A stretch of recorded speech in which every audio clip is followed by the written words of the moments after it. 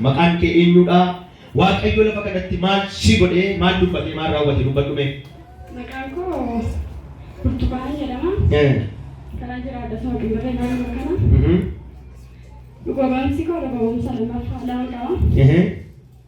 Ka Waaqayyo alfaati dura siin nagoo isaati. Ameen. Waan hundinaa godhu isaati Waaqayyo. Hallelujah. Ameen. Waaqayyo guddaadha. Ameen. Warri dhugoomsa qabaaf jala daraarsi hin jedha. Dhugoomsa keessan ba'a. Dhugoomsa baadhee tan dhugoomsa cubbuu guddaa seenee cubbuu kootirra Waaqayyo kan na fayyisu Waaqayyo naa kaddaadha.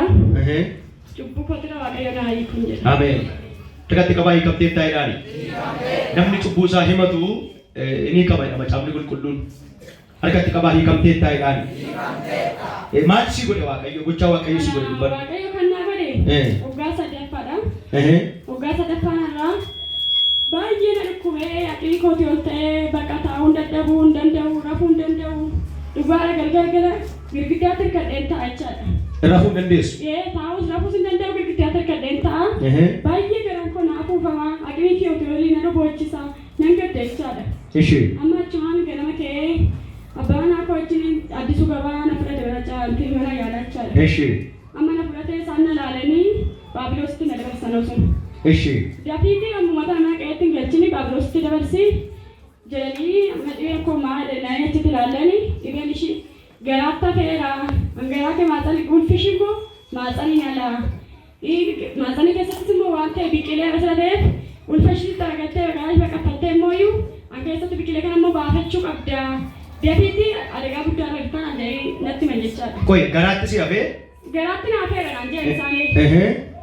Amma achumaan mana odooni baabiloos daawwachaadha. Keetteen kuti sa'aatii jaalate ta'e.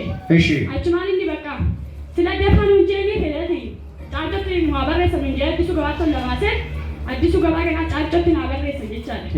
Asumaan qabsiisaa caaccoo dabarree caaccoon as taa'anii koo hundaan anaalee raajina kaasetti akkuma addisuu gabaa naan jedhesan jechaadha. Garaatti si hafeera maaxanii keessatti immoo waan ta'e biqileera. Garaatti si hafeera maaxanii keessatti immoo wanti biraa biqileera. Wanti biraa biqileera naan jedhanii maaxanii ulfi keessis maaxanii alatti naan jedhani. Ulfi keessa maaxanii ala.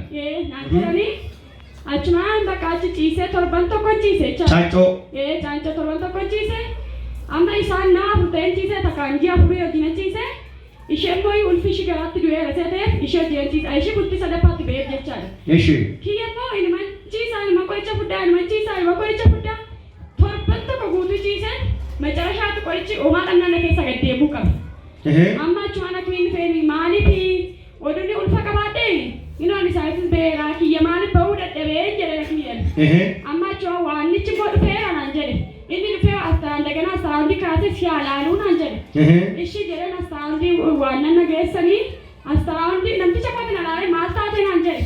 Akkas naan jedhe ni jedhen. Achumaan kootume naan jedhe na ciibsee asxaandii seena irra deebiin alaalee ati fayyaadha homtuu hin jiru. Andagaan haqiti beebiloositti ilaalaniiti raajii hunda ka'iti koottu andagaan naan jedhan. Amma achumaan beebiloositti nageenyaan as keessaa obboleettiin ta'ee bakka jirti. Naadee walta godeenyaa ishee obboleetti isheetti jechaadha. Koottuti maakinitti sirri deemini eessayyuu nagini kootta asitti si haa kadhatamu naan jette. Asitti si haa kadhatamu. Amma achumaan toleere gara kana dhufee asitti naa kadhatame jecha waggaa sadeen irraa asitti miti baddaa turre bilisan jechaadha. Achitti naa kadhatame na fayyee jechaadha. Ulfi sunis hin jiru kan maaxanii olitti biqilee maaxanii keessaa baqafa ulfi keessaan bahu kan jedhu fayyaan ta'e nan qulqulluu. Sii kadhatame. Erga sii kadhatame. Waan irra darbe immoo jechaadha. Footoo tokko baatee kan jiru mastaawaa shaadha jechaadha. Funaana footoo kana jechaadha. Maayikii qabeessa. Footoo kana jechaadha. Gizee sana manni yaalaa hinduuti jireenyi ishee bakka baay'ee rakkisaadha dhibee ishee rakkisaa ta'e hinduuti isheen naan jedha abbaa manni yaalaa jechaadha. Jettee yaaluu qabdi naan jedha manni yaalaa. Achumaan abbaan manaa koo humna bira ga'ee mastaawaa shaadha naan jedha jechaadha guyyaa dhiguu bira ga'ee mastaawaa shaadha. Footoo kana ta'e jechaadha abbaan manaa koo gideessan jechaadha. Footoo kana qabatee natti sirimnee ushee footoo kana fudhatee gara manaatti galee. Amma achumaan asitti kadhadhee fayyee galee footoo kana olaalu maaliif jennaani bakka silaa mucaan naan jedhe bultee naan jedhe silaa meeti mana akkamii galtee Abbaa hojii footoo kana kaane naan jedhe mucaan koo dhugaa. Yaadannoodhaaf. Yaadannoodhaaf jechaan. Ayii ilaaluu du'ees mucaan koo hin jedhe. Footoo mastaawashaa qaba jechaan footoo koo ilaala mucaan koo du'ees. Guyyaa akkasii haati koo duute amma kanan gaa'eetidha. Mucaan koo footoo kanaalee gaddaa'ee Waaqayyo dhugaa Waaqayyo du'a kana oolchee mana koo naa fayyisee mucaa koo immoo himan naa gaddisiis na dhaabbisee kinolaa siin nagee Waaqayyo ulfaatu.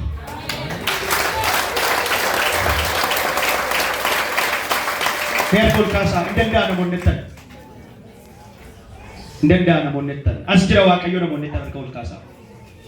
Labsiin du'aa galagaleera. Ameen. Ibrahima suukataariya. Harka keessa ol kaasaa. Labsiin du'aa galagaleera. Ameen. Oyo boleettiin ana. Erga gaafa sii kadhatameeti.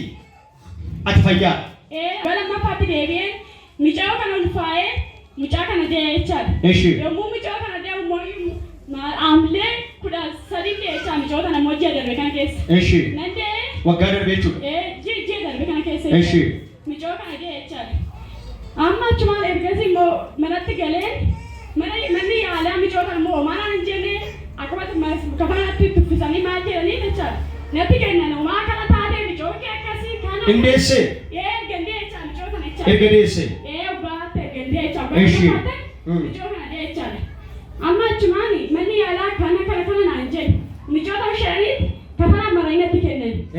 Achumaan gooddeenyaan ta'e immoo inni wajjin deemtee hin jirti kafana manaa qayyattee maallaan jette ishiit si nagare naan jette ishiis gaafadhee jechaadha. Amma achumaan mijoota roon manatti galu mataan ishii kun jecha amma kana gaafa kanatti jecha mataa akka mataa lamaatti margee jechaadha. Akka mataa lamaatti. Irratti margee. Amma achumaan narra fadhe inni umattuu ni jechaadha. Amma achumaan obboleetti kootiin narra jechaadha. Dubbadhu raasta. Waan isheen biiroo taasofte namni fuula kana dura gaafa buutanii namni hunduu sodaata. Harka ol kaasaa waan isinitti himaa. Gidduu galee waan haaraa hojjeta. Galanni Waaqayyoof haa ta'u. Erga sammaa suuftee kun ta'een booda waggaa lama booda mucaa kana deesse. Mucaa kana yommuu hospitaalatti dhuftee deessu mataan kun mataa lammaffaatu jira. Uumamaan alatti jechuudha. Mataa lammaffaa kan nama lamaa jechuudha. Yeroo manatti galtu akkuma amma dubbatte manatti yeroo galtu mataa kana lamaan argite waan gootu qabdi. Abbaa warraatti himnaani abbaa warraa ishee xiqqoo ture waan dhaga'eefitti immoo waan sodaatte mana keessatti dhufee jeequmsi ta'e maaliif tursiifte jechuudha. Maal dhussite? Jeequmsi ta'e hospitaala gaafa dhufanii togeessanii maal amma yoonaa maal hojii tursiiftanii maal daftee tolfinneenna yeroo dhufee kittibaata fiduuni laachisa jedheeni kanattiin akkasitti tursiiseette achumaan maashiniin daalla jedhanii tooyyi beellama qabaniifi jedhan.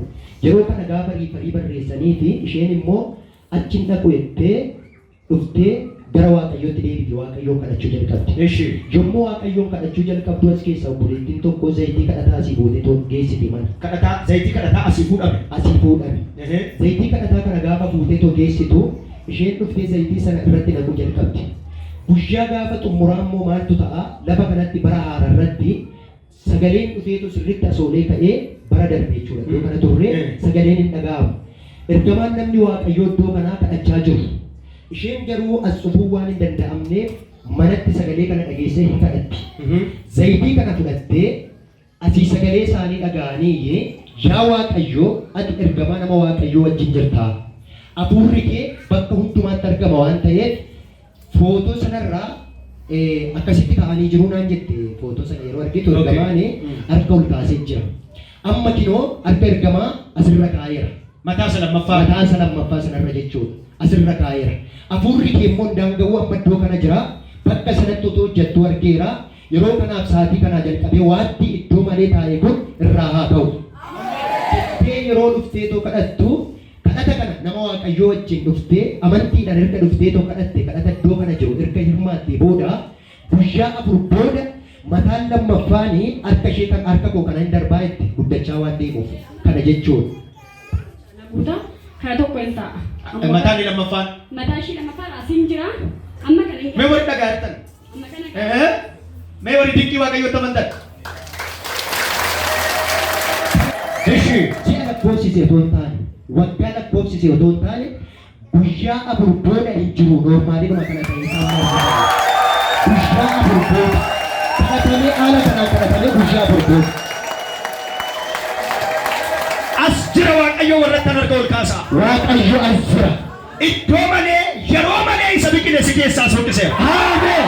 Lafee kee irra kan jiru, dhiiga kee irra kan jiru, namummaa kee irra kan jiru, maqaa goofticha gooftotaa Yesuus Kiristoosiin daqiiqaa kanaa kaasee buqqa'eera. Ameen. Zayitii kadhataatiin kadhataa asitti kadhatamu amantee mataa inni lammaffaa sun utuu opereeshiniin ta'e utuu harki namaa bira hin ga'in. Welkaasa harka keessan dahan biqophaana siita ilweetatia harki waaqayyoo bira dhaqee dhimmi keessun sirrii. Ameen. Harki waaqayyoo bira dhaqee dhimmi mana keessun sirrii. Ameen. Inni dhukkuma jedhan sun fayyaa ta'eera. Nagaa siita abrooti hin zaweekatia iyyaati sirriidha. Dhagna keessan qaqqabannaa sirriidha. Irraa kan ka'e haalli kuni namoota baay'eetti illee gaaffii ta'e qaqqaba. Inni kun obbolaa ishiitti illee akkasuma abbaa ishiitti illee mana keessatti illee isheetti illee ganqaa guddaa ta'e isheen yeroo dhuftee tonatti himte utuu afaan isheetiin haasoftee gaariidha. Dubbadhu mee. Waan nama gaddisiisu ana ija koo kanaan maqaa lammaffaa naa waamu. Yaa Waaqayyo garuu mucaan koo kunis akkasittiin kan mataa nama qabamtu jedhamee maqaa lammaffaa yaammamti. Akkamittiin kun taa'ee guyyaa sana kadhata kana nan kadhadhee Waaqayyo iddoo isaatiin haa buqqisee.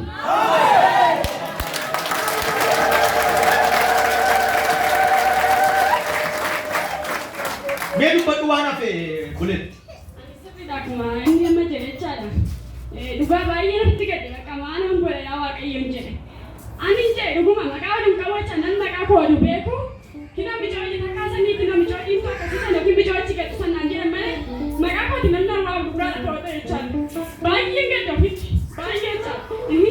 Maaliif hin jagina ammaa kana jechaadha laali namni kun eeguyyuu kina bijoolli akkasiisan naan jedhe kina bijoolli akkasiisan naan jedhan malee bukkee yookiin nama akkasiitiin naan jedhan jechaadha. Maaliif bijoolli takkaasan maal jedhan yookiin immoo maqaa koo ilaa bijoolli yookiin bijoolli akkasiisan naan jedhani maal rakkoo qaban jedhu baay'ee gadda jechaadha.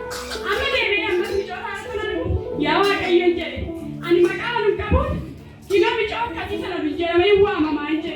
Amma immoo ammoo lammaffaa Micaayyoon tokko lammaffatti dabalatee bijoolli mataa akkasiisan jedhamtee kan waamamtu barbaadu yaa Waaqayyoon jedhe alfaasiyyuu nagaa kan micaayyoon tokko biyya sanaa baasati micaayyoon naa fayyisi. Dhugaa micaayyoon tokko naa fayyisee jedhe sii jilbiifadhee jedhata sii galche biddee sii galche maqaan ishii mooduma bilisa taate bilisee waaman jedhe.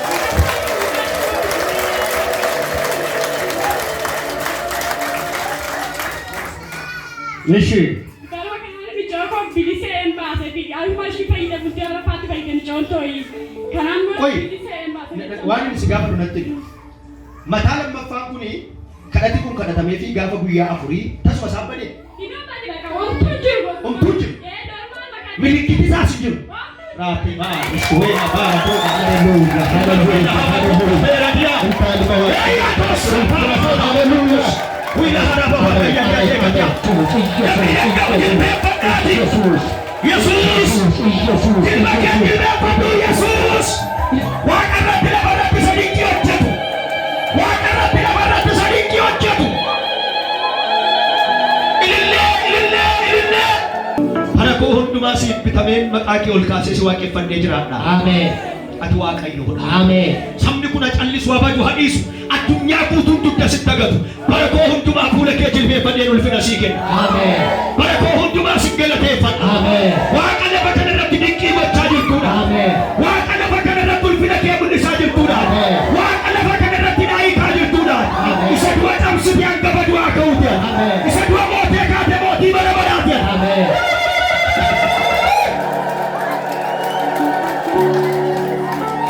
Maqaa Yesuusiin. Beekaa Yesuusiin. Migamni no. Ishi. Waaqayyo haa ta'u. Ameen. Itti Waaqayyo gargaaree asumaan immoo wallaalummaa koorraa kan ka'e dadhabbii koorraa kan ka'e isheen dubbachuu daqiiqaa tokkoo fi asumaan waldaa nama Waaqayyoo dhiifama gaafachuu barbaadan. Dhugaa Waaqayyooti akka Waaqayyocha dhiifama naa godhe namatti miti qaanii akkani Waaqayyo ta'e wallaalummaa kootinis yakka guddaa yakka Waaqayyo dhiifama kanaa godhe yaa sabannanaa dhaabbadhaati dhiifama kanaa godhe Waaqayyo dhiifama naa gochiinsa hin jedhan. Maal balleessite mee waan balleessite dubbadhu. Ani bakka jechuun aana malee waldaa kanatti jettee isaa ta'u waan ta'e isaa ta'u waan kooti isaa ta'u bush Waaqayyo waldaa kan isa nan tuffate Waaqayyo Waldaa tuffataa? Nan tuffata waldaa kan waldaa xiqqii waldaa akkasii waldaa sobduu jedhu. Sobduu?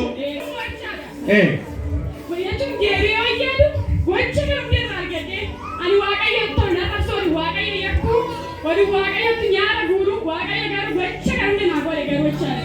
Ammas immoo iyyuu waaqayyo akka dhiifama naa godhu sirra jebbaa afaan kootii naaf haa dhiisuun jedhe waaqayyo. Beekamu gaasaa waaqayyo si hiikeedhaan. Koi utuma irraa fayyitu sobduudha jechuudha. Utuma dinqii argitu sobduudha jechuudha. Mana namaatti utuu hin taane mana keetti hojii hojjetu beekamu gaasaa. Haasaa warraa softan waaqayyo bara keessa na eebbisu warri nu amantanis nu amantaa warri nu arrabsatan nu arrabsaa nama simbira jirutti bu'aa jabaadhu jedhaani. Mokolee nu taatu maal taatan isin diina qabnu taanaan hojiin hojjennu itti bu'aatii jabaadhu jedhaani. Haasa jedhaani kalabaatii kee gadi baasi jedhaani lafan lafi jedhaani. Isa dhugaati haasaa jabaadhaa odeessaa yoo dandeessan miidiyaa banadhaati dubbadhaa nuyi hojii harka waaqayyoo haasofna. Isin hammina haasaa nu boqaa haasaa haasofna. Ishi beekota itti harka walitti buusaati. Kanaaf iyyuu maal jettanii amma goleettii koo burtee sin jaalladhaan baay'ee. Ishi. Ani bakka baay'ee dhiifama guddaa naa godhaa jilbiifadhee dhiifama. No lafa kaasi lakki danda'a. Harkatti qabaa. Si dhiibnee irra lakki. Nama akkasii beeku. Si dhiibnee irra nus waldaa bakka dhume hafuurri qulqulluun si dhiifama sii godheera. Baay'ee namni hafuura qulqulluu gaddisiise cubbuu dhiifama hin qabneedha. Hojjette natti hojjetamu baacaa dabalaa siisee miti harka keessaa kan qabu. Paasterii miti harka keessaa kan qabu. Hojii adda natti hojjetamu Yesuus ilma Waaqayyootu hojjeta. Kanaaf iyyuu nama simbira jiruun dafii qalbii jijjiirradhu jedhaan. Dafii deebi'eedhaan. Hafuura qulqulluu irratti naasa'in jedhaan. Fayyisuu Waaqayyoo irratti naasa'in jedhaan. Ina baaramtaa jedhaan.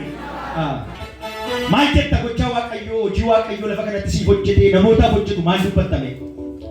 Ani garuu ani dhufee miti namni dhufee jilbiiffatee waaqayyoo irraa waan guddaa argata. Ani garuu mana koo keessatti waaqayyo nama dhufee waan guddaa argate jechaadha. Fayyina argate mana koo keessatti as taa'ee ni kenna.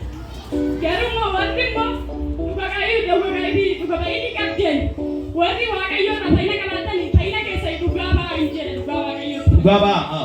Dhugaa ba'aa hin jedha. Waaqayyo fuula galgalfitinaadha. Waaqayyo dinqii hojjetaa namatti argaasiin jira.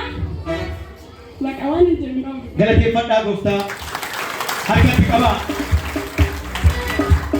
Harkatti qabaadha. Hiikamtee ta'eedhaani. Fayyina caalu amma fayyiteedhaani. Kanuma bakka fayyina caalu namni gaafa cubbuu isaa himatee dhiifama waaqayyo biraa argatuudha. Nama si bira jiruuni jabaadhu ati si'eedhaani. Waaqayyo si wajjin jira jedhaani. Harka keessatti qabaa maqaa abbaatiif kan ilmaa kan hafuura qulqulluu waaqayyo tokkoon daqiiqaa kana yeroo kana sa'aatii kana kaasee ammayyuu araarri kee wajjin haa ta'u. Waaqarraa ulaan irratti banama.